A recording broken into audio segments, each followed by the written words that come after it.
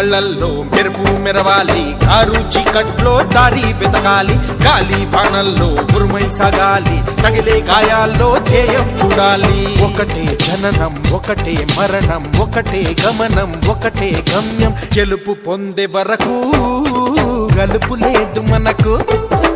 బ్రతుకు అంటే గెలుపు, గెలుపు కొరకే బ్రతుకు.